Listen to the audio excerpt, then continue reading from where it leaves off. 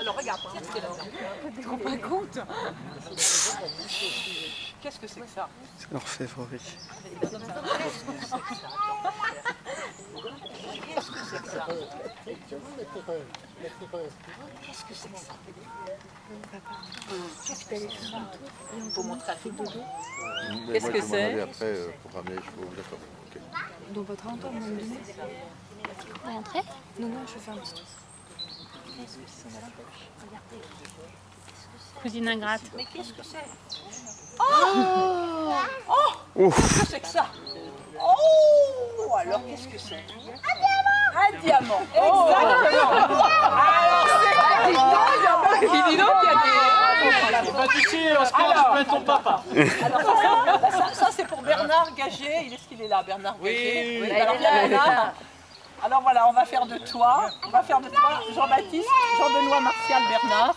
Et on va raconter ton histoire. C'est parce que c'est le plus riche qu'on lui donne un diamant? Ah non, oui, c'est ça. Ouais, c'est lui qui a le plus Alors Bernard, lui, regardez, donc il s'appelle Jean-Benoît Martial. Et alors c'est son fils. Alors cette fois-ci on est dans les fils, là on a fait un saut, mais c'est les fils. Alors lui, son papa était peintre. Et lui, il se retrouve, il avait été donc probablement guillotiné, et lui, il se retrouve orphelin à 9 ans, le chéri, avec toute sa famille. Mais alors, ça n'empêche pas d'être vraiment très très doué.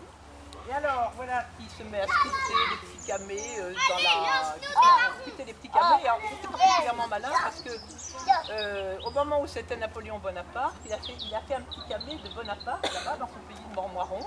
Il l'a donné à la bibliothèque, il a reçu un prix. Et on lui a dit que c'était très bien. Et puis après, quand Napoléon est accédé au pouvoir et a quitté le nom de Bonaparte, alors il a fait un petit camé au nom de Napoléon. Il l'a mis sur une bague et Napoléon l'a offert à sa femme Joséphine. Du coup, il était de plus en plus réputé. Et voilà que il est à Paris.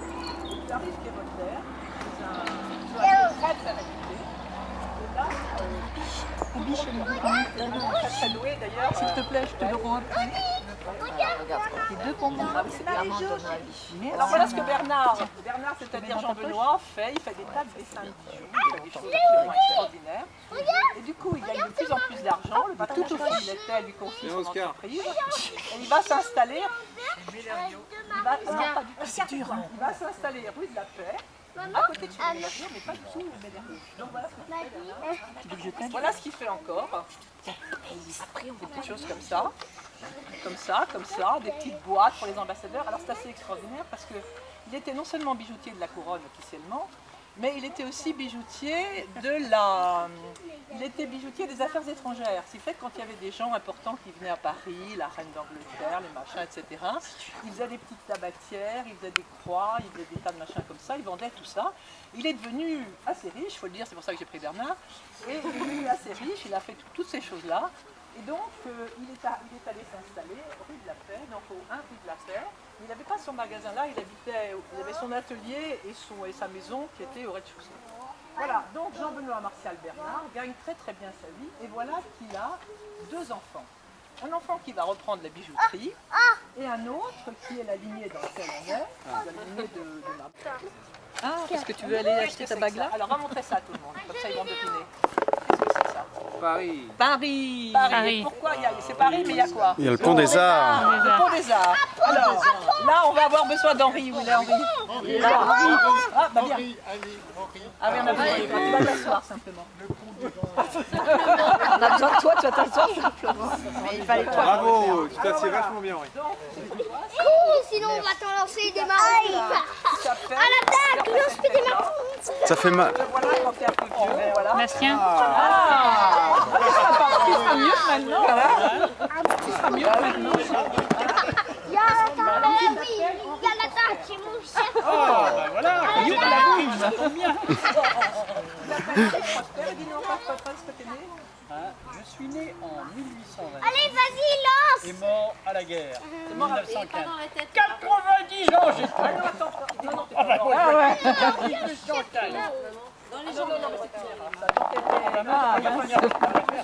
T'as pas qu'à trouver une fois qui savait calculer. 40 est là. Alors, Henri Prosper, c'est le premier Il a fait des très bonnes études. Il faut dire que son père avait plein d'argent à la bibliothèque.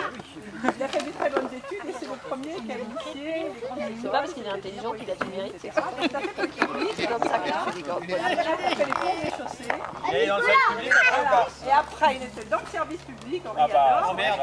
Dans le service public, dans le service Et alors, public, le service public. d'abord, t'as fait le travail au port de Strasbourg, au port de Cherbourg. Ah, D'abord, très très bien. et ensuite, t'as allé à Luxembourg. Oh, j'adore. Et puis la reine Victoria, c'est en 1850.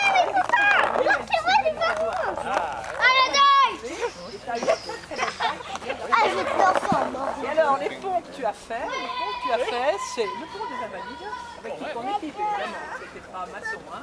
Mais quand Ah t'étais bah non, ça responsable- n'importe quoi quand même. quand t'étais responsable des ponts, tu as fait le pont de Tolbiac, tu as refait le pont des Invalides, et aussi tu as fait le pont de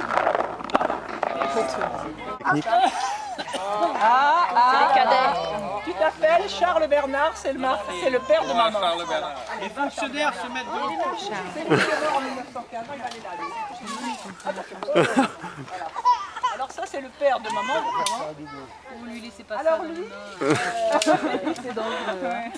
comme vous le devinez, il a continué la tradition. Et il a Mais alors lui, il était né juste en 1867, donc juste avant la fête de la Lorraine. Donc il pensait à la France, sérieusement. Et le voilà en officier alors. Et le voilà quand il était jeune. Il était assez séduisant et il te ressemblait pas mal. Ah la mère, la Et mère. alors, il est donc malheureusement mort à la guerre de 14 en 1917. On a l'écho derrière. C'est pour ça comme vous. Et alors, j'ai Bravo apporté aussi- Émilie, tu l'as bien fait applaudir. J'ai apporté aussi ça, parce qu'en fait, c'est toi à la table. bijouterie qui avait été donnée par des gens qui faisaient partie du syndicat de la bijouterie. Parce que pendant le mariage de Charles Bernard a épousé Berthe, qui était d'origine Mélério, qui était aussi de la bijouterie. Et là, c'était un très beau truc de chez Christophe qui a été donné à Charles Bernard et à Berthe pour leur mariage. Et donc, voilà, avec la lanière, voilà. Et on peut le garder un peu le truc Christophe. Tu le gardes après ça. Il y a Floriane, Si c'est pas joli. Marie-Jo, t'as pas le bruitage, il y a Floriane derrière qui dit on garde, on garde. Floriane, j'espère que tu en as mis d'autant.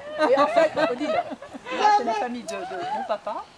Et bonne maman, elle était originaire de Cosson-Mélério, qui était une famille de bijoutiers. C'est justement deux familles de bijoutiers qui se connaissaient par la rue de la Paix, qui se sont... Alors, on parle toujours des Mélério, on parle jamais des Bernard. En fait, ils se sont mariés parce qu'ils se connaissaient très bien, ils ont marié leurs enfants ensemble. L'un habité à la rue de la Paix et l'autre au 5, quelque chose comme ça. Et bonne maman, en fait, elle voulait absolument épouser un officier, elle voulait absolument retrouver l'intégrité de la France. Enfin, elle voulait tout ça. Et alors, ils ont eu 5 enfants, 6 enfants même. 6. Voilà. Ah, mais il en manque un là, justement, c'est pour ça.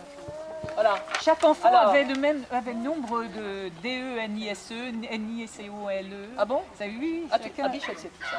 Donc là, il en manque, et maman est là, alors, justement, voilà. Donc voilà tes enfants. Et puis, ils ont vieilli là, là, parce que tu as été mort à la guerre de Syrie. Et alors